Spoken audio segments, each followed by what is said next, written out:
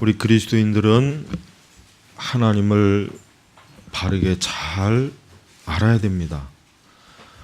하나님을 잘 바르게 알지 못하면 그 신앙이 아무리 열심히 있고 아무리 그 신앙이 대단하고 또 어떤 선한 일을 한다고 해도 그거는 아무 의미가 없는 것입니다.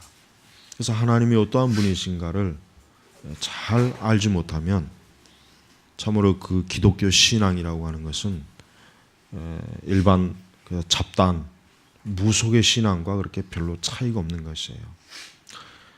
우리나라 교회는 여러 가지 잘하는 것도 있고 장점도 많지만 그러나 중요한 핵심적인 부분에서 교회는 지금 상당히 큰 어려움이 많이 처해 있습니다. 뭐냐면 우리 성도들의 신앙에 교회를 나가는 사람들이 그들이 그 신앙의 대상이신 하나님을 잘 알지 못하고 신앙생활을 하는 겁니다. 그런데 그럼에도 불구하고 뭔가 나름대로 열심은 내고 있어요. 그러나 그 열심은 별로 그렇게 좋은 열심은 아니에요. 그래서 우리가 하나님을 바르게 알고 하나님을 알므로 우리의 신앙이 잘 형성이 되는 것이 얼마나 우리 영혼에 큰 힘이 되고 유익함이 되고 또 우리가 이 땅에서 하나님을 아는 것은 결국 하나님 나라에까지 가서도 이어지는 것이에요. 물론 우리가 천국에 가면은 우리는 이제 더 이상 성경 공부할 필요 없습니다. 그곳에 가서 교리 공부할 필요 없습니다. 왜? 이미 하나님 나라에 들어가면 우리의 전 영역이 하나님을 아는 참된 지식으로 완전해지고 온전해지는 것이란 말이에요. 하지만 이 땅에 있을 때는 그 모든 부분에 사실 연약하고 부족하죠. 그렇다고 해가지고 그저 무지한 채로 믿습니다 하나만 가지고 밀어붙이면 안 돼요. 믿음도 알고 믿는 거하고 무지한 믿음하고는 하늘과 땅 차이예요. 무지한 믿음은 맹목적인 거예요. 그건 미신이에요, 미신. 그냥 쉽게 얘기하면 미신이에요. 그러니까 기독교도 미신이 될 수가 있어요. 그걸 알아야 돼요. 하나님 믿는다고 해서 그게 바른 믿음이 되는 게 아니에요. 하나님이 어떠한 분이신지를 알고 믿지 않으면 또 성령님을 믿는 것도 그렇습니다. 성령님의 이름 부르는 건 쉬워요. 그러나 그 성령님이 어떠한 분이시고 어떠한 사역을 하시고 어떻게 존재하시는지를 모르고 우리가 성령님의 이름을 찾으면 그건 그냥 미신이 되는 거예요. 그래서 우리가 성령운동 특별히 우리나라 교회가 하고 있는 망령되고 잘못된 미신적 게 있죠. 성령운동. 그 성령운동에서 모든 것이 이단들이 거기서 다 파급이 돼요. 이 성령운동만큼 교회를 해롭게 하는 운동은 없는 거예요.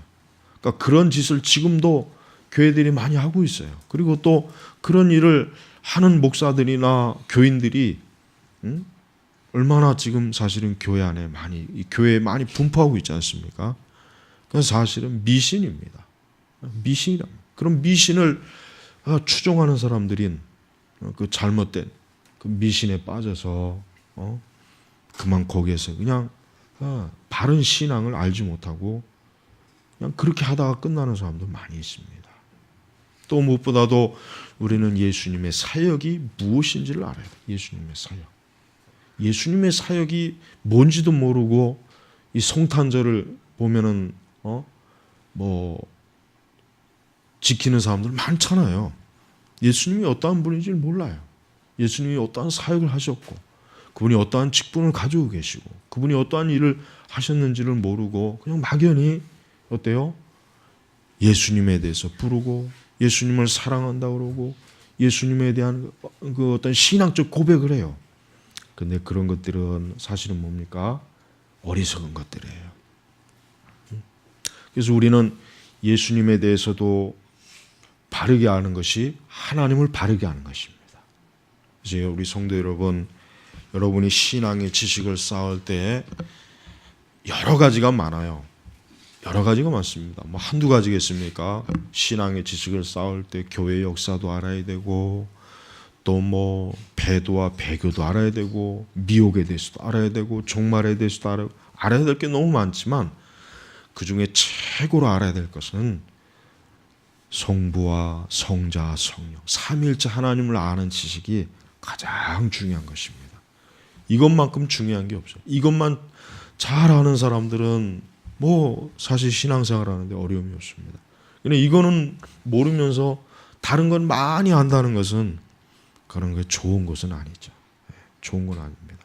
그래서 우리가 주일 오전에 하나님을 아는지, 하나님을 바로 알자, 이러한 주제를 가지고 말씀을 계속해서 증거하는 것입니다. 자, 오늘 우리가 읽은 출애굽기 34장을 보니까 우리는 하나님께서 하나님 자신이 자기 자신을 어떠한 분이라고 하는 것을 직접적으로 증거한 그 말씀이 오늘 말씀이에요. 이 말씀을 사실은 모세에게 했죠. 모세에게. 사실은 두 번째 지금 돌판을 이제 받으러 가는 그때 하나님께서 시내산에서 그 구름 가운데서 5절에 보니까 여호와께서 구름 가운데 내려오셔서 그와 함께 거기 서서 여호와 이름을 선포하셨다. 그러니까 하나님 자신이 하나님이 어떠한 분이신지를 사실은 모세에게 이제 알려준 거예요. 그러면서 6절에 보니까 여호와께서 그의 앞을 지나가시며 선포하셨다. 여호와이다, 여호와이다 하면서 이제 하나님께서 하나님이 어떠한 분이신지 그 속성과 성품을 하나님이 나열해 주시는 거예요. 그러면서 이제 보면은 자, 여호와이시다, 여호와이시다. 10계명에 우리가 제일 첫 계명, 1계명과 2계명을 보면 알겠지만은 주 하나님 외에는 다른 신이 없다. 이걸 제일 먼저 철저하게 못을 박는 거예요. 즉, 자, 여호와시다, 여호와이다. 즉, 하나님 외에는 다른 분이 없다 이거예요. 세상에는 신의 이름이 많아요. 그렇죠. 신의 이름이 많습니다. 각자 좋아하는 신의 이름을 만들 수도 있습니다. 신이라고 하는 것은 뭐 만들기 나름이에요. 얼마든지 만들 수 있어요. 각자 많은 신들이 있어요. 그러나 하나님, 여호와 하나님, 이분 외에는 다른 신이 없어요. 그러면 나머지 다른 신들은 다 뭐겠습니까? 다 허상입니다. 없는 것이.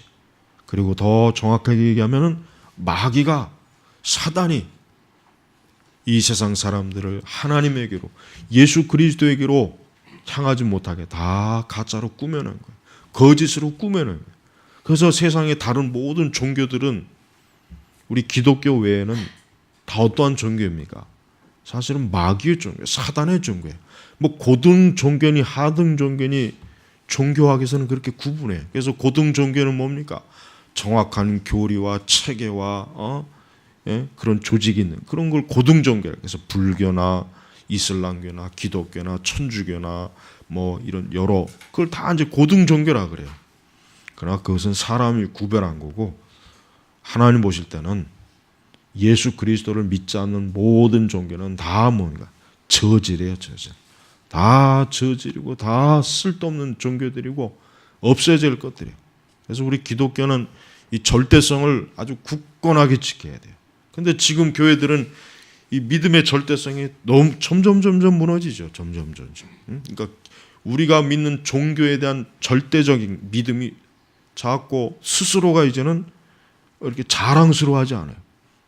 자꾸 그런 걸 얘기하기를 꺼려하고 부끄러워하고 움츠려야 된단 말이에요.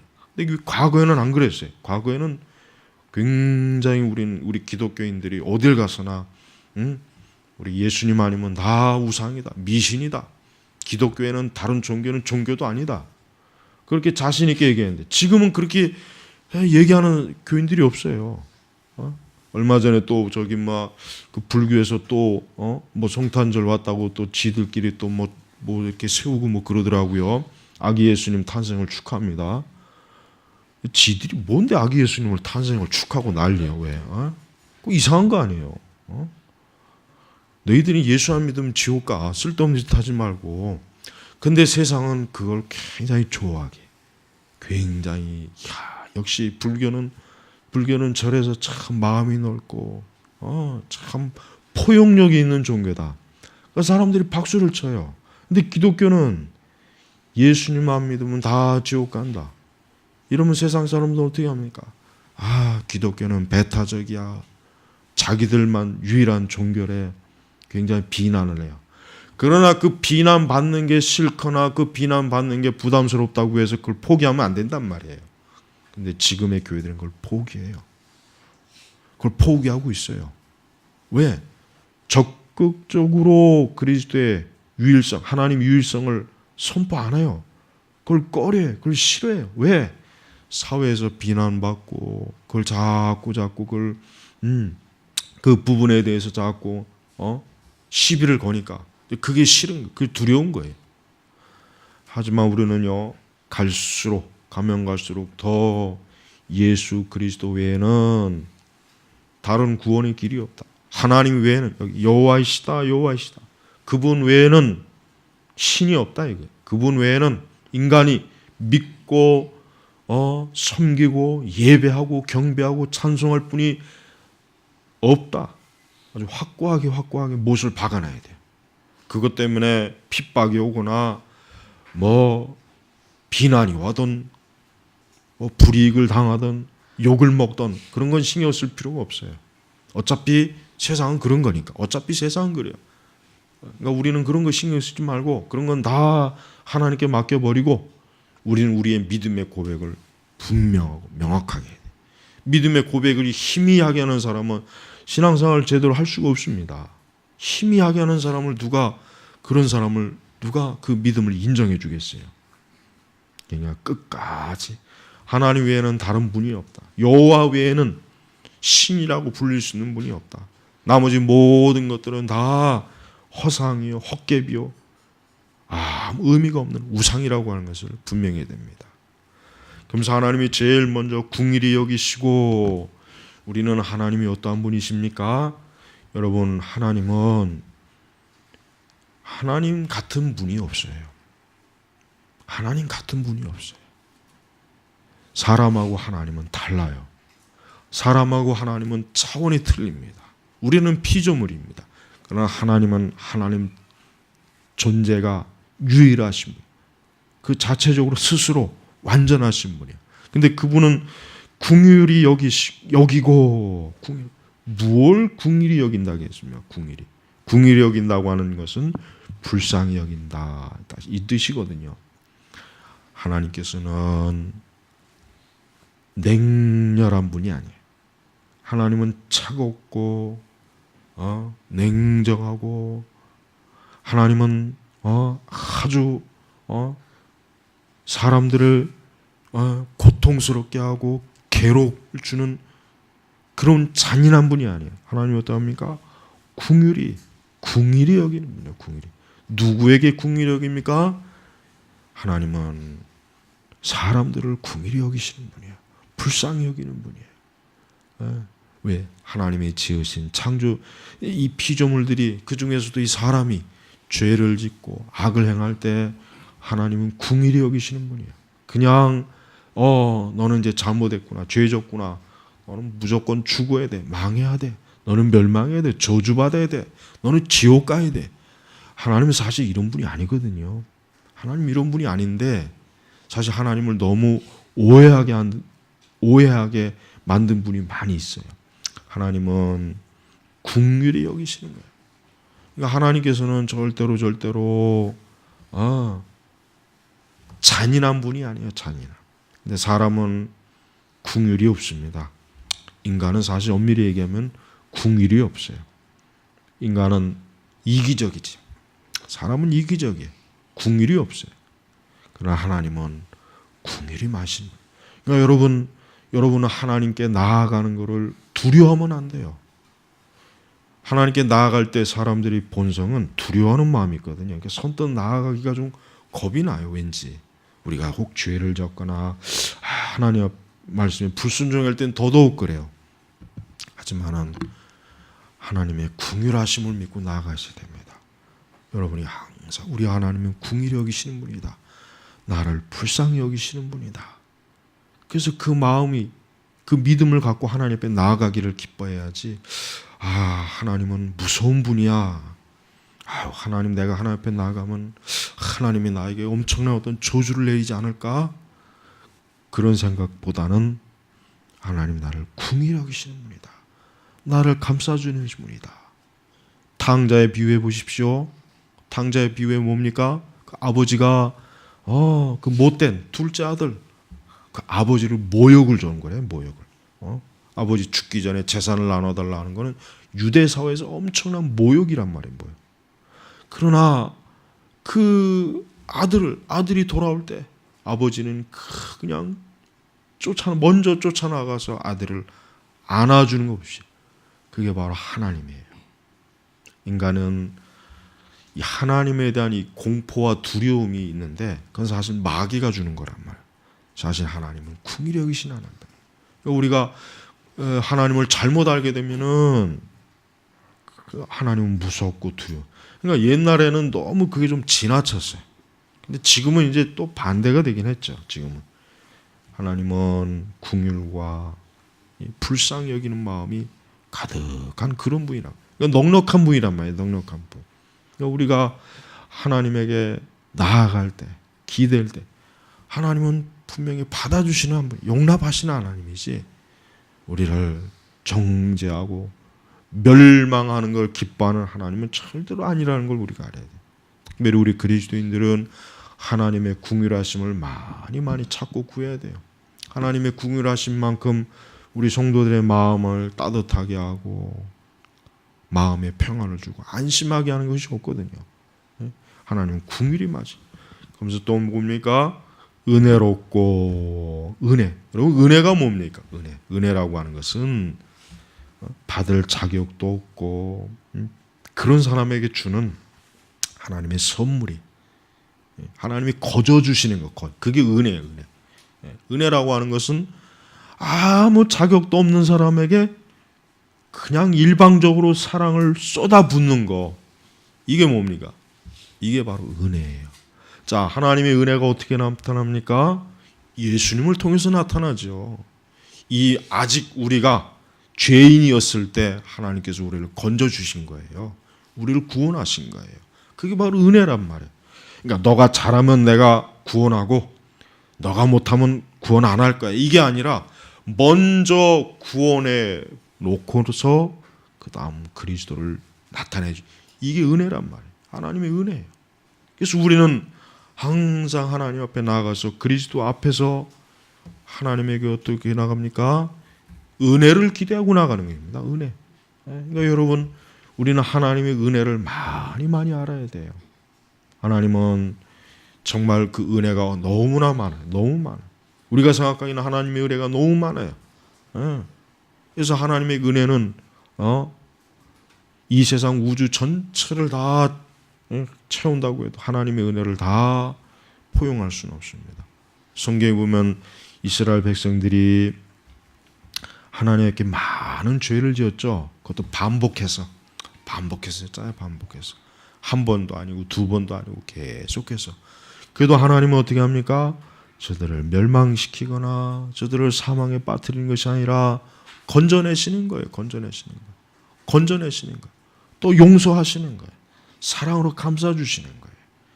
그게 바로 하나님의 은혜예요. 또 예수님을 통해서 멸망하고 사망에 처할 자들을 다시 건져내 주십니다.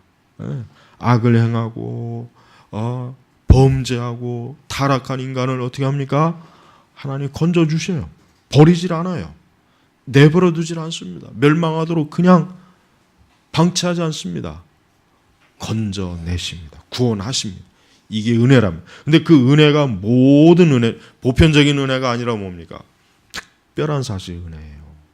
그래서 우리 그리스도인들은요, 하나님께로 받은 은혜가 특별한 은혜입니다. 세상의 모든 사람들을 하나님이 다 건져주시는 것이 아니라 일부만, 극히 일부만 하나님이 건져주셔서 나의 백성, 나의 자녀로 삼아주시고, 자녀로. 여러분, 하나님의 은혜는 세상에서 제일 좋은 것입니다. 이 세상은 사실 은혜가 없죠. 이 세상은. 저 뒤에 가스 좀 꺼요. 다 꺼버려요 그냥. 뒤에 있는 밸브 확 잠궈버리면 돼요. 이 세상은 은혜는 없습니다. 이 세상은 철저하게 뭡니까? 계산적이고 자기 이익을 따지고 항상 뭡니까? 남보다 나를 먼저 생각하고 그게 이 세상의 원리란 말이에요. 근데 하나님께서는 어떻습니까? 항상 당신이 아니라 먼저 하나님의 사랑의 대상을 먼저 하나님이 귀하게 여기시고 그를 먼저 세우고 그를 먼저. 그러니까 예수님께서도 예수님의 사역을 보면은 예수님 복음서의 사역 전체를 우리가 예수님 보면은 활동하신 거 보면은 예수님 자신이 철저하게 은혜의 방식으로 제자들을 사랑하시고 죄인들을 사랑하시고 십자가에 달리시고 죽으시고 그러니까 예수님의 그 삶의 방식 자체가 뭡니까? 은혜의 방식이에요. 은혜의 방식. 우리를 구원하신 것부터 해가지고 우리는 예수님께 우리를 구원하셨다고 해서 예수님에게 돈을 드리거나 상장을 드리거나 뭐 다른 걸 줄 수가 있는 게 아니에요. 줄 수도 없고요. 그냥 일방적으로 뭡니까? 받기만 하는 거예요. 그래서 존 뉴턴이 우리가 옛날 그 찬송가 405장에 나 같은 죄인 살리시.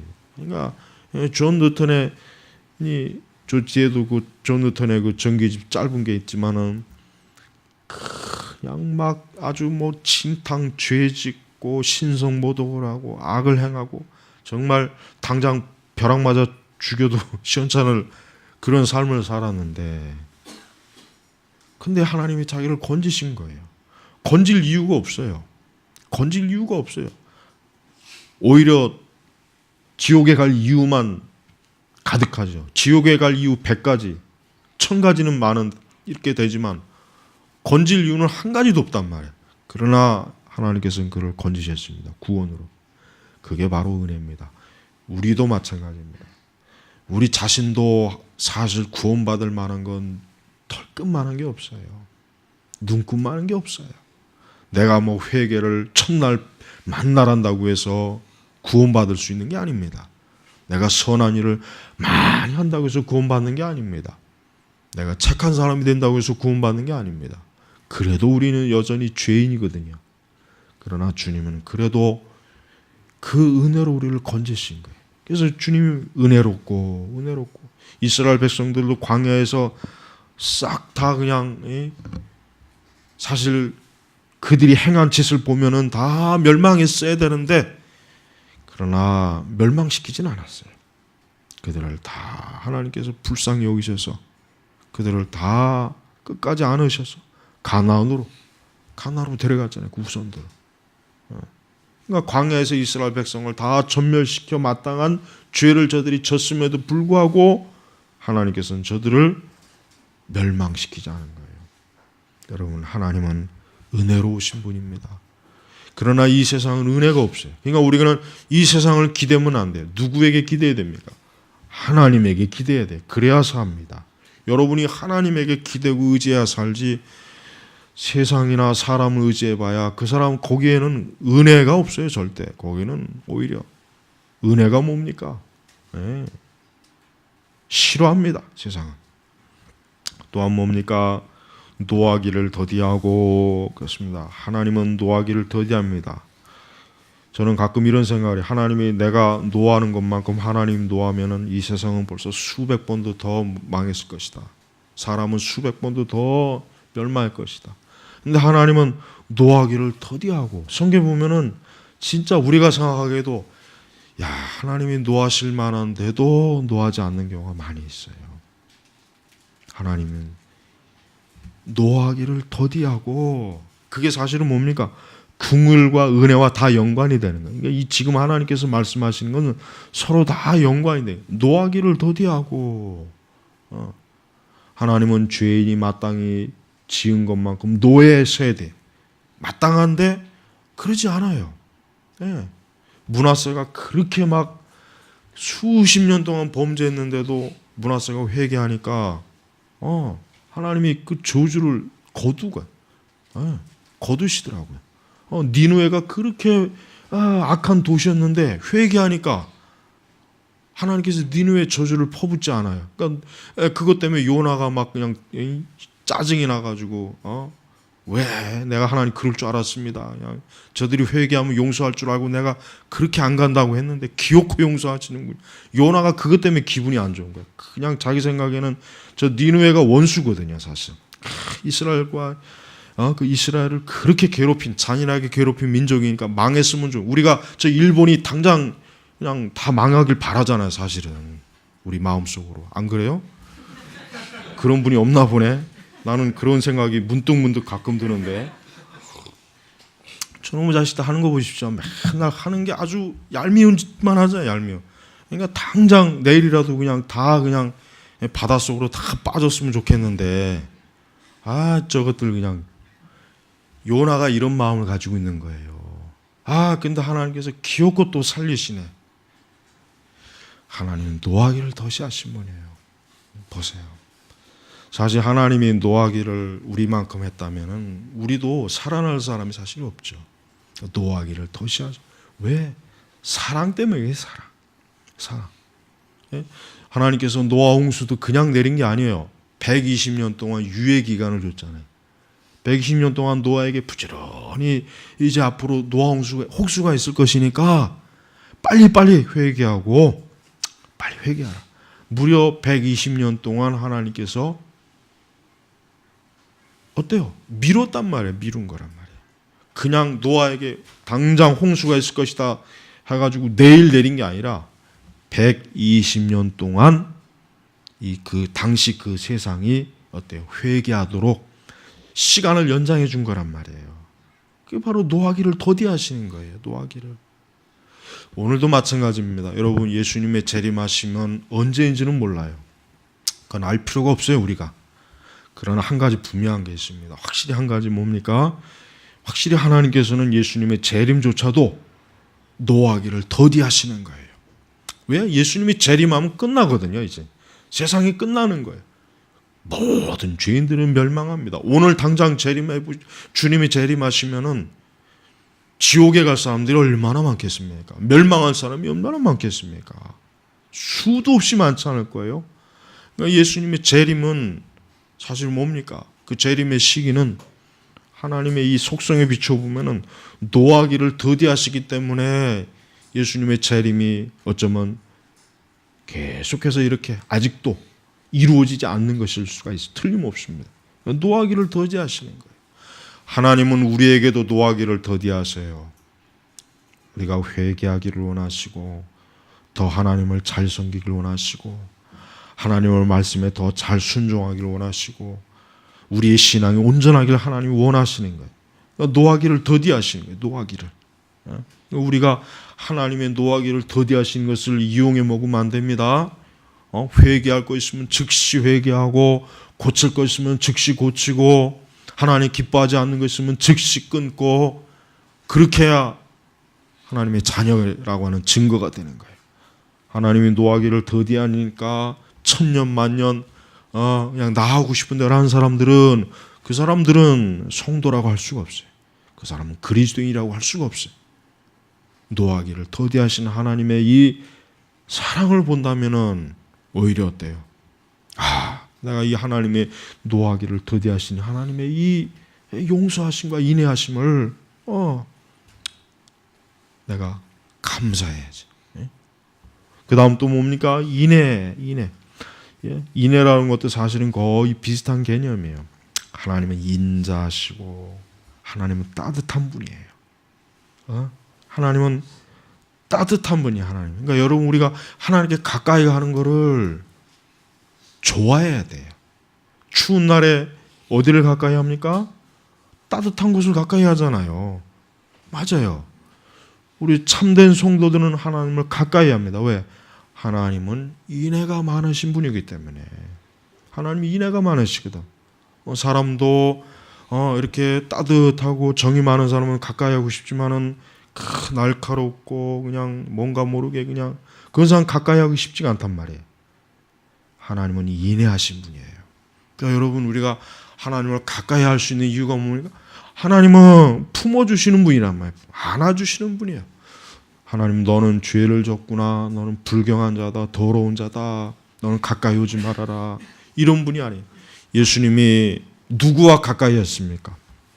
세리와 창녀들과 그냥 그 당시 유대 사회에서 거의 인간 말종으로 취급받는 사람들과 예수님이 가까이 있었어요. 예수님의 인애가 많으신 거예요. 인애가 많으시니까 그런 거예요. 예수님의 하나님의 아들이니까 나는 왕족들과 귀족들만 함께 하겠다 그랬습니까? 아니요. 반대했어요. 오히려 예수님은 그런 사람들보다는 그냥 진짜 가까이 할 수 없는 사람, 형편없는 사람을 오히려 더 감싸주고 가까이 하시고 불쌍히 오시고, 가늠한 여인도 돌로 치려고 하니까 오히려 그를 보호해줬어요. 그 죄를 용납한 게 아니라 그가 행여라도 그 죄 때문에 멸망할까, 죽음을 당할까 봐 우리 예수님께서 인애로 품어주신 거예요. 그 가늠한 여인이 예수님을 인하여 건짐을 받았지 않습니까? 그게 하나님의 인애의 모습이란 말이에요. 그게 하나님 모습이란 말이에요. 우리 같으면 다 돌을 던지잖아요. 우리 같으면. 사람은 돌을 던지는 건 잘해요. 누구나 사람은 돌을 던지는 일에 있어서는 누구나 할 것 없이 다 사람은 천재입니다. 그러나 예수님과 같이 감싸주지는 못해요. 그게 바로 인애예요. 우리도 그렇습니다. 사실 우리도 그런 인애를 날마다 누리고 있는 거예요. 사실은 우리가 몰라서 그렇지, 우리가 충분히 알지 못해서 그렇지, 우리도 사실은 하나님이 인애로 보호하지 않으면 우리도 돌에 맞아 죽어야 됩니다. 우리도 똑같은 사람이란 말이에요. 근데 우리 주님이 우리를 보호해, 하나님이 우리를 그렇게 인애롭게 우리를 보호하신 거란 말이에요. 그 다음에 진실이 많은 하나님. 하나님 뭔가 진실하신 분이에요. 거짓이 없어요. 사람은 머리끝부터 발끝까지 거짓입니다. 사람은 진실한 사람은 없어요. 다 사람은 거짓말쟁이에요. 다 악한 자예요. 사람은 믿을 수가 없어요. 그러나 하나님은 믿을 수 있어요. 진실한 분이란 말이에요. 그러니까 우리가 누구에게 의논해야 되겠습니까? 하나님에게 가서 기도로 의논하는 거예요. 그분은 믿을 수 있거든. 그분은 진실하니까. 그러나 사람은 믿을 수가 없어요. 사람은 다 거짓돼요. 그 속이 부패하고 악하고 썩었어요. 본성이 타락했어요. 사람은 진실이 없어요. 사람은 100% 진실할 수가 없습니다. 그러나 주님은 100% 어때요? 진실하신 분이에요. 그러니까 우리는 하나님을 아무리 믿어도 절대로 하나님에게 배신당할 일도 없고 하나님에게 뒤통수 맞을 일도 없고, 우리가 하나님을 인하여 어리석은 일을 당할 일이 없습니다. 반대로죠. 반대로 사람을 그냥 철석같이 믿고 의지하고 사람을 숭배하다가 다 사람들한테 배신을 당하고 뒤통수를 맞고 어려움을 당하는, 그래서 사람 때문에 사람. 우리는 하나님만 의지해야지 하나님 외에 사람은 의지하면 안 됩니다. 사람은 절대로 의지하면 안 돼. 오직 하나님, 죽고 나서 하나님이에요. 하나님만 바라보는 게 이게 우리 신앙이 믿음이거든요. 근데 자꾸 그것이 흐트러질 때마다 어려움은 오는 거예요. 하나님에게서 눈을 뜨면은 어려움은 자동적으로 오게 돼 있습니다. 그러니까 성도들은 진실하신 하나님을 절대적으로 바라봐야지. 다른 것 바라보다가는 다른 것들은 진실이 없거든요. 진실이 없어요. 진실이. 그러니까 여러분 평생토록 하나님은 진실하신 분이에요. 그러니까 우리는 하나님의 진실하심에 기대면은 안전합니다. 그건 뭐 틀림이 없습니다. 예수님이 어떠한 분입니까? 진실하신 분이에요. 예수님의 십자가를 의지해서 망할 사람이 있습니까? 예수님의 십자가를 의지해서 망할 사람은 없습니다. 예수님의 십자가를 의지하면 다 삽니다. 다 구원받습니다. 다 새로운 생명을 얻습니다. 그러나 그 진실하신 예수님을 비난하고 욕하고 비방하는 자들은 어떻게 되겠습니까? 그들은 이 세상의 거짓에 의해서 다 망하는 것이에요. 우리는 하나님의 진실한 것만큼 우리도 진실해야 돼. 사실 우리가 오늘 이 하나님의 성품을 봐야 긍휼과 은혜와 노하기를 더디하고 인의 진실. 우리 성도들도 이 하나님의 이러한 성품을 닮아가야 돼요.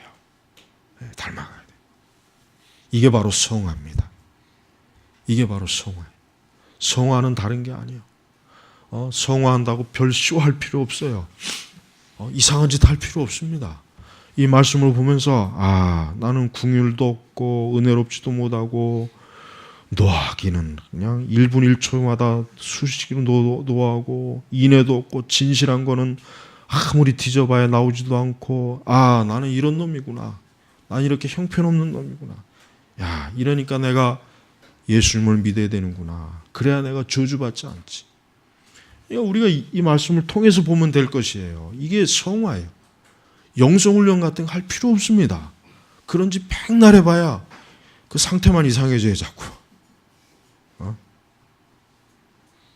다음 보십시오. 수천 대까지 인애를 베풀고 악과 허물과 죄를 용서하지만 사실 우리는 악과 허물과 죄를 용서하지 않죠. 우리는 절대로 용서하지 않습니다. 사람은 절대 용서하지 않아요. 용서하는 것 같지만 용서하지 않습니다. 근데 하나님은 용서해요. 악과 허물과 죄를 용서해요. 사실 이런 것 때문에 우리 그리스도인들 가운데서도 크게 범죄한 자들이 그래도 사는 이유가 거기에 있는 거예요. 전병욱이가 그렇게 개망나지 같은 짓을 해도 하나님은 아마 그의 악과 허물을 죄를 용서하신 건지 아닌지 우리는 모르겠어요.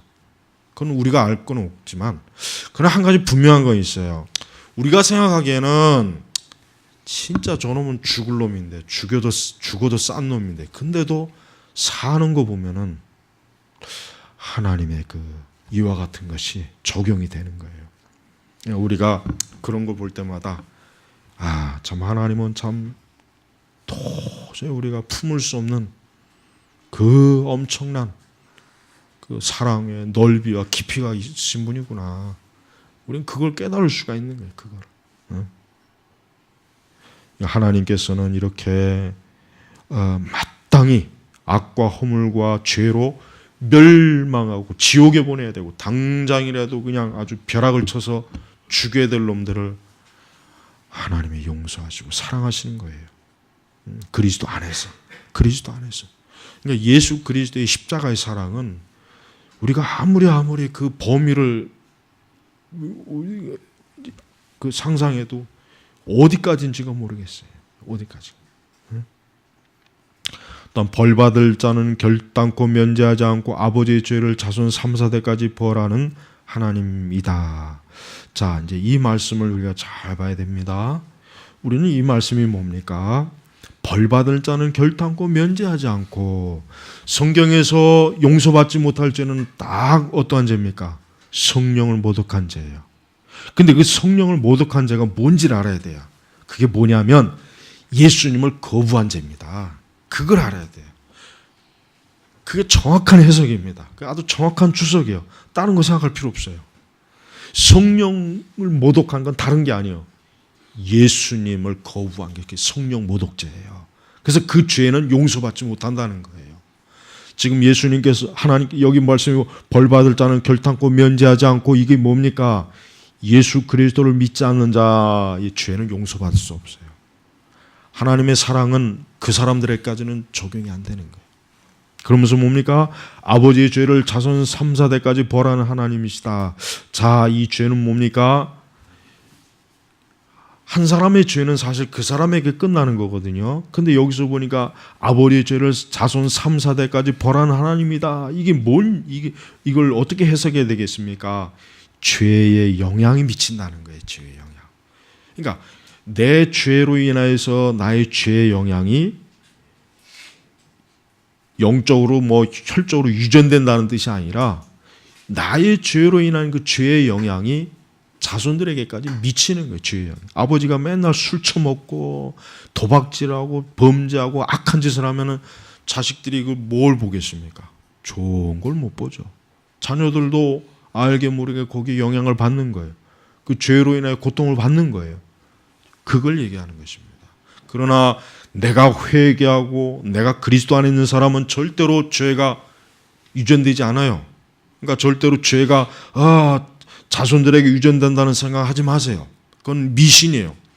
내가 그리스도 안에 있으면 사망과 저주는 끝나는 겁니다. 끝나는 거 아주 단호하게 끝나는 거예요. 절대로 나의 죄로 인해서 내 자녀나 자식들이 저주받을 일은 없습니다. 그러나 내가 계속해서 죄를 짓고 있으면 그 죄의 영향이 열매가 자녀들에게 미치는 거예요. 미치게 돼 있어요. 그러니까 우리는 항상 우리 죄가 나로 끝나지 않고 이 죄의 영향이 남에게, 내 자녀들에게, 가정에게 미친다는 거 알아야 돼요. 그건 알아야 된다.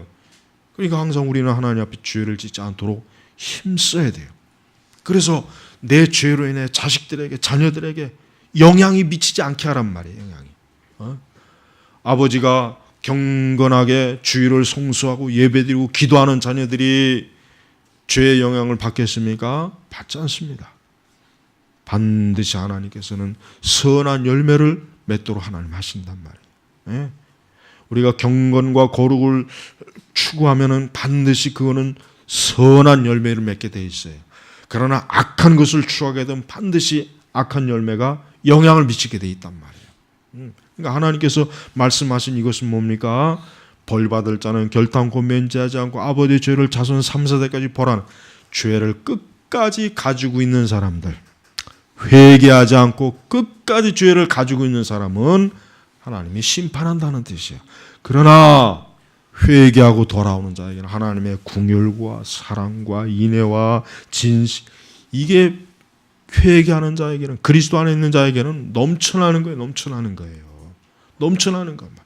그러니까 사람이 그리스도 안으로 들어오는 걸 싫어야 되겠습니까? 아니죠. 속히 그리스도께로 나와야죠. 속히 주님 앞에 나와야죠. 그런데도 사람들은 이런 하나님을 두려워하고 무서워하고 하나님을 피해요. 얼마나 어리석은 겁니까? 세상에 이것만큼 어리석은 사람이 어디 있습니까? 왜 하나님께서 이와 같은 말씀을 주셨습니까? 두 번째 돌판을 받으러 가면서 이 말씀을 주셨죠. 왜 그랬습니까? 첫 번째 돌판이 왜 깨졌습니까? 그 아론과 그 백성들이 그 모세가 첫 번째 그 돌판 십계명을 받으러 가는 사이에 그만 그냥 우상 숭배하다가 얼마나 저들이 어떻게 됐어요? 하나님의 진노를 받았잖아요. 그러니까 모세가 화가 나가지고 그냥 그 돌판을 그냥 확 던져버려요. 깨져버린 거예요. 그러니까 모세도 혈기가 참 많은 것 보니까. 물론 모세는 세상에 모세만큼 온유한 자가 없다고 하나님 칭찬하긴 했죠. 근데 얼마나 모세가 우상 숭배하는 그 하나님 백성들을 보니까 하긴 나 같아도 확 집어 던졌을 거야. 나 같아도 그냥 확. 그러니까 이제 두 번째 돌판을 받으러 간 거잖아요. 그때 하나님이 이 말씀을 주신 거예요. 하나님은 자기의 백성을 이만큼 사랑한다는 거예요. 근데도 이스라엘 백성들은 그 하나님을 모르고 그냥 우상을 섬기고 거짓을 행하니 하나님이 얼마나 마음이 아프겠습니까? 바로 모세에게 그것을 지금 얘기한 거란 말이에요. 지금 여러분, 우리도 지난 한 해 우리가 어떻게 살아왔는지 압니까? 하나님의 긍휼과 은혜와 노하기를 의지하심과 인애와 진실, 우리의 악과 허물, 죄 용서받고 우리가 살았어요. 지난 한 해. 누구 때문에? 예수 그리스도 때문에. 여러분, 우리는 이것으로 인해서 하나님 앞에 감사해야 됩니다. 우리는 이것으로 인하여 하나님께 영광을 돌리는 것이에요. 세상은 이걸 알지 못해요. 세상이 마땅히 안다면은 이 세상 전체가 하나님을 경외하느라 모든 일을 다 중단할 거란 말이에요. 축구 경기, 야구 경기, 올림픽, 월드컵, 세상에 온갖 잡다한 것들 다 중지하고 하나님을 경외할 거란 말이에요. 여러분, 우리는 하나님을 아무리 예배하고 찬송하고 주님께 우리의 모든 걸 다 드린다 해도 이 하나님의 사랑 받은 거에 우리는 눈꼽만큼도 갚을 길이 없습니다. 오직 찬송, 예배, 기도, 경배만 있을 뿐이에요. 아무쪼록 여러분이 내년에도 여러분이 세상 끝날까지 이 사랑을 받고 있다는 걸 아시고 여러분이 그리스도 안에서 항상 하나님 아버지를 경외하시기를 주의 이름으로 축복합니다. 기도하겠습니다. 아버지 하나님 감사합니다. 우리가 하나님께로부터 아버지 하나님께로부터 받는 그 은혜가, 그 사랑이, 그 긍휼과 그 인애와 진실이 얼마나 많은지 아무리 우리가 그것을 세려고 해도 셀 수도 없고 하늘보다 땅보다 바다보다도 넓습니다. 주여, 우리 선민교회 성도들이 그 은혜와 사랑을 더욱더욱 그 심령 깊이 깨달으면서 한 해를 마무리하고 새해를 맞이할 수 있도록 은혜를 더하여 주시옵소서. 예수 그리스도의 이름으로 기도 올렸습니다. 아멘.